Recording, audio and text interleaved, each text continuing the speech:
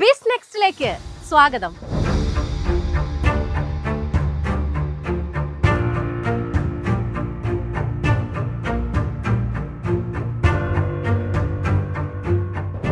അടുത്തയാഴ്ച സാമ്പത്തിക മേഖലയിൽ എന്ത് സംഭവിക്കും?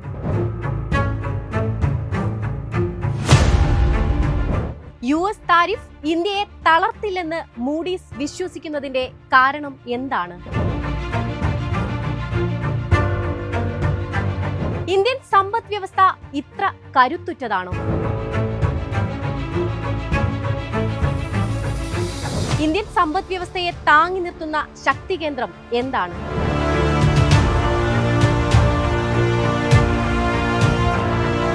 സ്വർണപ്രിയർക്ക് ആശ്വസിക്കാറായോ?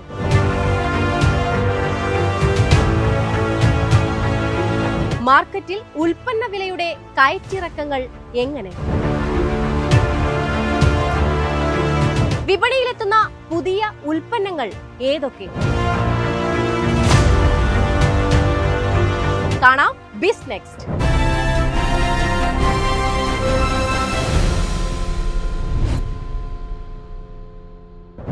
അമേരിക്കൻ താരിഫുകൾ ഇന്ത്യയുടെ സമ്പദ് വ്യവസ്ഥയെ മന്ദഗതിയിലാക്കില്ലെന്നാണ് മൂഡീസ് ആവർത്തിക്കുന്നത്.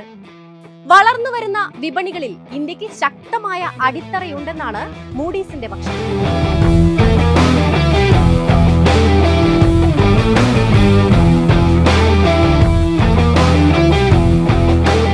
US താരിഫുകളെയും ആഗോള വ്യാപാര പ്രശ്നങ്ങളെയും ഇന്ത്യ സധൈര്യം നേരിടുമെന്നാണ് മൂഡീസ് വ്യക്തമാക്കുന്നത്. ശക്തമായ ആഭ്യന്തര ഡിമാൻഡ് ആഗോള മാന്ദ്യത്തിന്റെ ആഘാതം പരിമിതപ്പെടുത്തുന്നുണ്ട്. പാകിസ്ഥാനുമായുള്ള ഭൗമ രാഷ്ട്രീയ സംഘർഷങ്ങളും ഇന്ത്യയെ വളരെയധികം ബാധിക്കാൻ സാധ്യതയില്ല. ശക്തമായ ആഭ്യന്തര ഡിമാൻഡും ചരക്കു കയറ്റുമതിയെ ആശ്രയിക്കുന്നത് പരിമിതമായതിനാലും ഈ വെല്ലുവിളികളെ നേരിടാൻ മറ്റു പല വളർന്നുവരുന്ന വിപണികളെക്കാളും മികച്ച നിലയിലാണ് ഇന്ത്യ എന്നാണ് ക്രെഡിറ്റ് റേറ്റിംഗ് ഏജൻസിയുടെ പഠനം. ആഗോള വ്യാപാരം മന്ദഗതിയിലായാലും ഇന്ത്യയുടെ സമ്പദ് വ്യവസ്ഥയ്ക്ക് സ്ഥിരത പുലർത്താൻ സഹായിക്കുന്ന നിരവധി ഘടകങ്ങൾ രാജ്യത്തിനുണ്ടെന്ന് മൂഡീസ് വിശദീകരിച്ചു.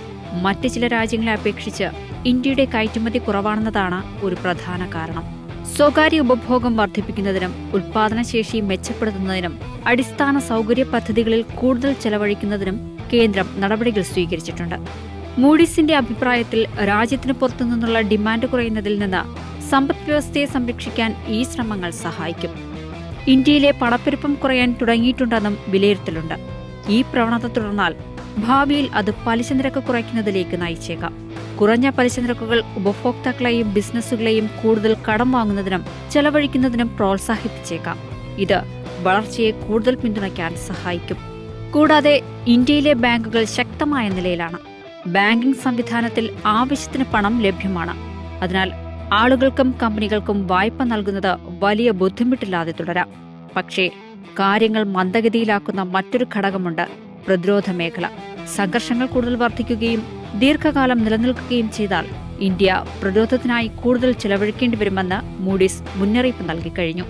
മൊത്തത്തിലുള്ള കടം കുറയ്ക്കുന്നതിനും സാമ്പത്തിക സ്ഥിതി മെച്ചപ്പെടുത്തുന്നതിനുമുള്ള പദ്ധതികളെ ഇത് തകിടം മറിച്ചേക്കും.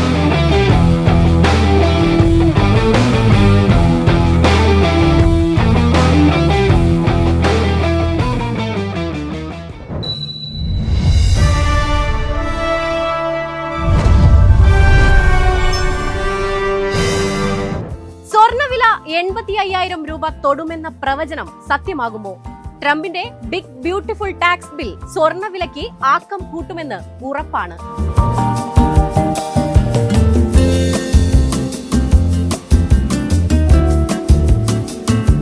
യുഎസിൽ ആഭ്യന്തര നികുതികൾ വെട്ടിക്കുറയ്ക്കാനും ക്ഷേമ പദ്ധതികൾക്ക് ഗവൺമെന്റിന്റെ ചെലവ് കൂട്ടാനും വഴി തുറക്കുന്ന പ്രസിഡന്റ് ഡൊണാൾഡ് ട്രംപിന്റെ ബിഗ് ബ്യൂട്ടിഫുൾ നികുതി bill US House of Representatives പാസാക്കിയിട്ടുണ്ട്. നിലവിൽ $36.2 ട്രില്യൺ കടക്കെണിയിലാണ് രാജ്യം. ഇതോടൊപ്പം $3.8 ട്രില്യൺ കൂടി അധികമായി ചെലവഴിക്കാൻ വഴിവെക്കുന്നതാണ് ഈ ബിൽ.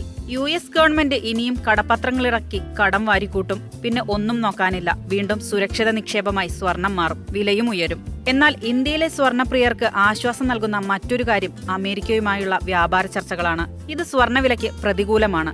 ചർച്ച ഫലപ്രദമായാൽ സാമ്പത്തിക രംഗത്ത് ആശ്വാസം നിറയും, നിക്ഷേപങ്ങളും ഓഹരികളും തല ഉയർത്തും.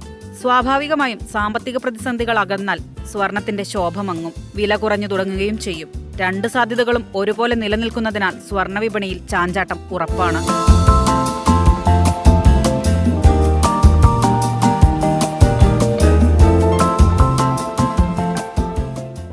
കാർഷിക വിപണിയിൽ അടുത്ത വാരം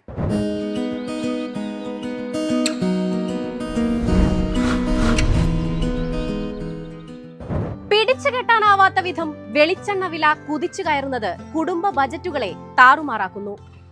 എണ്ണവില 300 കടന്ന് 400-ലേക്ക്. കാലവർഷത്തിന്റെ വരവിനു മുന്നോടിയായി റബ്ബറിന് റെയിൻ ഗാർഡുകൾ വെക്കുന്നത് ലാഭകരമാണോ? തിരിച്ചുവരവിനുള്ള ശ്രമത്തിനിടയിൽ കുരുമുളകിന് വീണ്ടും കാലിടറി. കാപ്പി കയറ്റുമതിയിൽ ദക്ഷിണേന്ത്യ മികവ് കാണിച്ചു.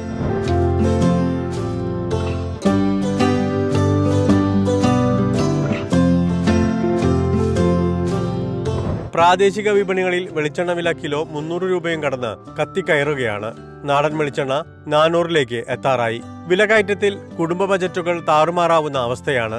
നാളികേര കർഷകർക്ക് മെച്ചപ്പെട്ട വില ലഭിക്കുക അനിവാര്യം. എന്നാൽ കൊപ്രയ്ക്കൊപ്പം വെളിച്ചെണ്ണയും മുന്നേറുന്ന സാഹചര്യത്തിൽ സബ്സിഡി നിരക്കിൽ എണ്ണ പൊതുവിതരണ കേന്ദ്രങ്ങൾ വഴി ജനങ്ങളിലേക്ക് എത്തിക്കേണ്ട ബാധ്യത സംസ്ഥാന സർക്കാരിനുണ്ട്. കഴിഞ്ഞ വർഷം ഇതേ കാലയളവിൽ കിലോ 160 രൂപ മാത്രമായിരുന്ന വെളിച്ചെണ്ണ വില ഇരട്ടിയിലേറെ ഉയർന്നു. കൊച്ചി വിപണിയിൽ പിന്നിട്ട വാരം വെളിച്ചെണ്ണ വില കിൻഡലിന് 1400 രൂപ ഉയർന്ന് 28,800-ലേക്ക് കയറി. റബ്ബർ വിപണിയിൽ നിലനിൽക്കുന്ന മരവിപ്പാണ് കാലവർഷത്തിന് മുന്നേ റെയിൻ ഗാർഡ് ഘടിപ്പിക്കുന്നതിൽ നിന്നും കർഷകരെ പിന്തിരിപ്പിക്കുന്നത്. ഷീറ്റ് വിലയിലെ മാന്ദ്യം ഉൽപാദകരെ തോട്ടങ്ങളിൽ നിന്നും അകറ്റുന്നത് വ്യവസായികളെ സമ്മർദ്ദത്തിലാക്കും. തെക്ക് പടിഞ്ഞാറൻ കാലവർഷം കേരള തീരത്ത് എത്തുകയാണ്. സാധാരണ ഫെബ്രുവരിയിൽ സ്തംഭിക്കുന്ന റബ്ബർ ടാപ്പിംഗ് ജൂണിൽ പുനരാരംഭിക്കുകയാണ് പതിവ്. മഴ ശക്തമാകുന്ന അവസരങ്ങളിൽ മഴമറ ഒരുക്കിയ തോട്ടങ്ങളിൽ മാത്രമേ വെട്ടുമായി മുന്നേറാൻ കർഷകർക്കാവൂ. പകൽ താപനിലയിൽ കുറവ് കണ്ടു തുടങ്ങിയ സാഹചര്യത്തിൽ മരങ്ങളിൽ നിന്നുള്ള ഈൽഡ് ഉയർന്നു തുടങ്ങും. എന്നാൽ വിപണി വില ഉയർത്താൻ വ്യവസായികൾ മുന്നോട്ട് വന്നാൽ ഉൽപാദന രംഗത്തും ഉണർവ് അനുഭവപ്പെടും. നിലവിൽ 4ാം ഗ്രേഡ് റബ്ബർ കിലോ 199 രൂപയിലാണ് വ്യാപാരം നടക്കുന്നത്. ടാപ്പിംഗ് സ്തംഭിച്ചാൽ നിരക്ക് 210-ലേക്ക് ഉയരുമെന്ന പ്രതീക്ഷയുണ്ട്. ടയർ നിർമ്മാതാക്കൾ ആഭ്യന്തര വിപണിയിൽ കാര്യമായ താൽപര്യം കാണിക്കുന്നില്ലെങ്കിലും വിദേശത്തു നിന്നും റബ്ബർ വാങ്ങാനുള്ള മത്സരം ശക്തമാണ്. ആഭ്യന്തര വിദേശ വിലകൾ ഒരേ റേഞ്ചിൽ നീങ്ങുമ്പോഴും കനത്ത കപ്പൽ കൂലിയും ഇൻഷുറൻസും നൽകിയാണ് വിദേശത്തു നിന്നും ടയർ ലോബി റബ്ബർ ഇറക്കുമതി നടത്തുന്നത്. പതിവിലും നേരത്തെ മഴയെത്തുന്നത് കാർഷിക മേഖലയ്ക്ക് നേട്ടം പകരും. വേനൽ മഴയിൽ പല ഭാഗങ്ങളിലും കുരുമുളക് കൊടികളിൽ തിരികൾ ഇട്ടു തുടങ്ങി. കാലവർഷം അനുകൂലമായാൽ മെച്ചപ്പെട്ട വിളവിന് അവസരമൊരുങ്ങും. ഇതിനിടയിൽ തളർച്ചയിൽ നിന്ന് കുരുമുളക് വില നേരിയ തിരിച്ചുവരവിന് ശ്രമം നടത്തിയെങ്കിലും കൂടുതൽ മികവിന് അവസരം ലഭിച്ചതുമില്ല. അന്തർ സംസ്ഥാന വാങ്ങലുകാർ ചരക്ക് സംഭരണത്തിൽ വരുത്തിയ നിയന്ത്രണം മുന്നേറ്റത്തിന് തടസ്സമായി. അൺഗാർബിൾഡ് മുളക് കിലോ 679 രൂപ. ഇന്ത്യൻ കാപ്പി വിദേശത്ത് മികച്ച പ്രകടനം തുടരുന്നു. ഏപ്രിലിൽ രാജ്യത്തു നിന്നുള്ള കാപ്പി കയറ്റുമതി വരുമാനത്തിൽ 48% വർധനയുണ്ടായി. $202.95 മില്യൺ വിലമതിക്കുന്ന കാപ്പി ദക്ഷിണേന്ത്യയിൽ നിന്നും കയറ്റിപ്പോയി. ഏപ്രിലിൽ മൊത്തം 30,259 ടൺ കാപ്പി കയറ്റുമതി നടത്തി. ഈ വർഷം ഇതിനകം 1.54 ലക്ഷം ടൺ കാപ്പിയുടെ ഷിപ്മെന്റ് നടന്നു. വയനാടൻ കാപ്പി പരിപ്പ് ക്വിന്റലിന് 43,000 രൂപയിലും ഉണ്ടക്കാപ്പി 54 കിലോ 12,800 രൂപയിലുമാണ്. പിന്നിട്ട 10 വർഷത്തിനിടയിൽ കാപ്പി കയറ്റുമതി വരുമാനം ഇരട്ടിയായി ഉയർന്നു. 2024-25 സാമ്പത്തിക വർഷം $151 കോടി വരുമാനം.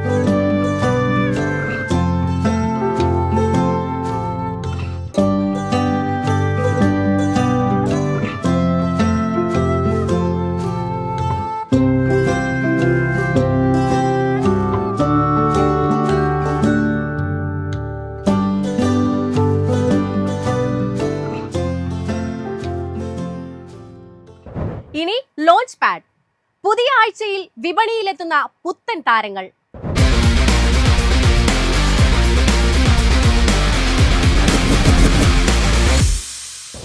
ലാവ പുതിയ ഫോണുമായി ഇന്ത്യയിലെത്തുകയാണ്. ഷാർക്ക് 5G എന്ന ബജറ്റ് ഫോണിന്റെ വിശേഷങ്ങൾ നോക്കാം.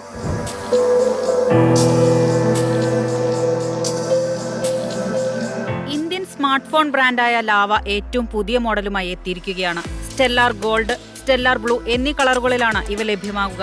റീറ്റെയിൽ ഔട്ട്ലെറ്റുകളിലും ലാവ ഇ സ്റ്റോറുകളിലും ഈ വാരം മുതൽ എത്തിത്തുടങ്ങും. വിലയിലെ ബജറ്റ് ഫ്രണ്ട്ലിയാണ് കമ്പനി ഉറപ്പു നൽകുന്ന പ്രധാന കാര്യം. വില 8,000 രൂപ മാത്രമാണ്.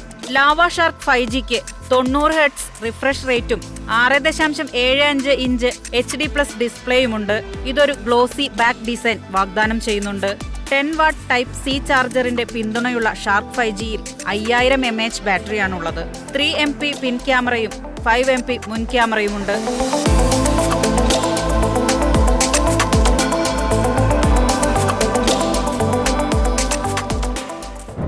ഇടത്തരക്കാർക്ക് വേണ്ടിയുള്ള 10 ലക്ഷത്തിന് താഴെ വില വരുന്ന അടിപൊളി 3 കാറുകളാണ് ഇത്തവണ ലോഞ്ച് പാഡിൽ. മധ്യവർഗത്തിന്റെ എല്ലാ ആവശ്യങ്ങളും തൃപ്തിപ്പെടുത്തുന്നതാണ് ഈ മോഡലുകൾ.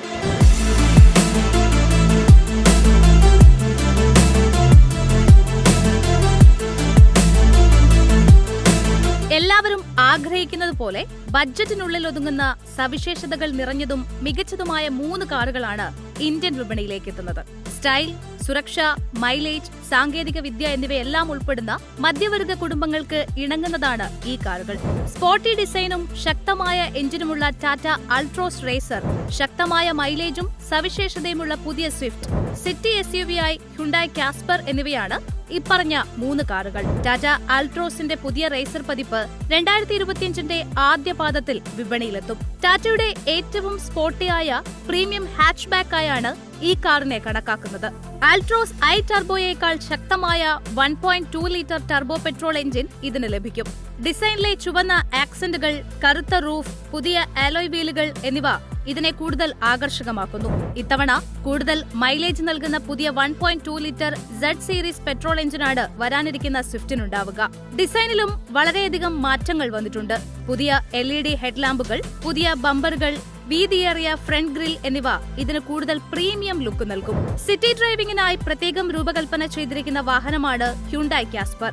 വലിപ്പത്തിൽ ഒതുക്കമുണ്ടെങ്കിലും സവിശേഷതകളിൽ കിടമത്സരം ഉണ്ടാകുമെന്നാണ് കമ്പനി ഉറപ്പു പറയുന്നത്.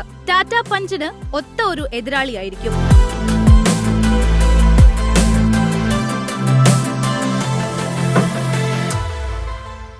വിനോദവാരം.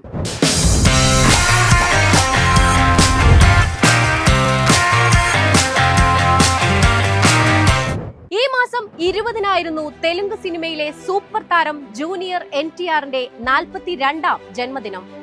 പ്രേക്ഷകരുടെ പ്രിയങ്കരനായ ജൂനിയർ NTRന്റെ വരാനിരിക്കുന്ന ചിത്രങ്ങളുടെ വിശേഷങ്ങൾ അറിയാം.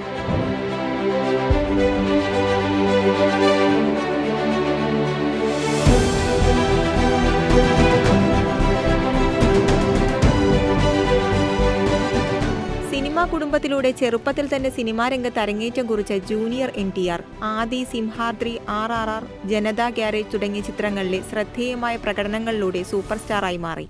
ഏകദേശം 500 കോടി രൂപയാണ് അദ്ദേഹത്തിന്റെ ആസ്തി. ഹൈദരാബാദിലെ ജൂബിലി ഹിൽസിൽ ഒരു ആഡംബര ബംഗ്ലാവ്, നഗരത്തിനടുത്തുള്ള ഒരു ഫാം ഹൌസ്, ബാംഗ്ലൂരിലും മുംബൈയിലും മറ്റ് അപ്പാർട്ട്മെന്റുകൾ എന്നിവയ്ക്ക് പുറമെ നടന് ആഡംബര കാറുകളുടെ ഒരു വലിയ ശേഖരവുമുണ്ട്. 80 കോടി രൂപ വിലമതിക്കുന്ന ഒരു സ്വകാര്യ ജെറ്റ് സ്വന്തമാക്കിയ ചുരുക്കം ചില ഇന്ത്യൻ സെലിബ്രിറ്റികളിൽ ഒരാളാണ് അദ്ദേഹം. അദ്ദേഹത്തിന്റെ വരാനിരിക്കുന്ന സിനിമകൾ നോക്കാം.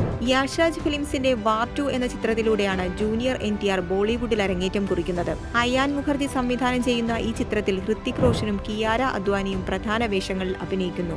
ആഗസ്റ്റ് 14-ന് ചിത്രം റിലീസ് ചെയ്യും.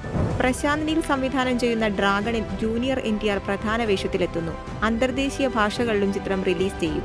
2026 ജനുവരി 9-ന് ലോകമെമ്പാടും റിലീസ് ചെയ്യാനാണ് തീരുമാനം. ജൂനിയർ NTRനെ കേന്ദ്ര കഥാപാത്രമാക്കി കൊരട്ടല ശിവ സംവിധാനം ചെയ്ത ചിത്രമാണ് ദേവര പാർട്ട് 1. ചിത്രത്തിന് സമ്മിശ്ര പ്രതികരണങ്ങളാണ് ലഭിച്ചതെങ്കിലും ചിത്രം ആഗോളതലത്തിൽ 400 കോടിയാണ് കളക്ട് ചെയ്തത്. ഇതിന്റെ തുടർഭാഗമാണ് ദേവര പാർട്ട് 2. ചിത്രത്തിൽ ജൂനിയർ NTRനൊപ്പം ജാൻവി കപൂറും സെയ്ഫ് അലി ഖാനുമാണ് മറ്റു പ്രധാന കഥാപാത്രങ്ങളെ അവതരിപ്പിക്കുന്നത്. പ്രകാശ് രാജ്, ശ്രീകാന്ത് മേക്ക, ഷൈൻ ടോം ചാക്കോ, നരേൻ എന്നിവരാണ് മറ്റ് കഥാപാത്രങ്ങളെ അവതരിപ്പിച്ചിരിക്കുന്നത്.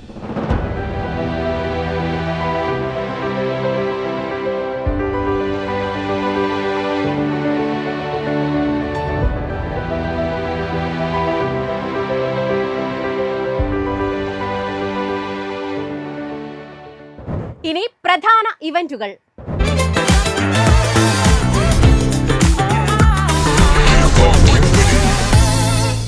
ഇന്റർനാഷണൽ ആർട്ട് ഫെസ്റ്റിവൽ ഓഗസ്റ്റ് 21 മുതൽ 25 വരെ Fort Kochi David Hall art കഫേയിൽ. ഷഹബാസ് പാടുന്നു ജൂൺ 7-ന് ഫോറം മാളിൽ. ഇതോടെ ബിസ് നെക്സ്റ്റ് അവസാനിക്കുന്നു. അടുത്ത ആഴ്ച കാണാം. ബൈ.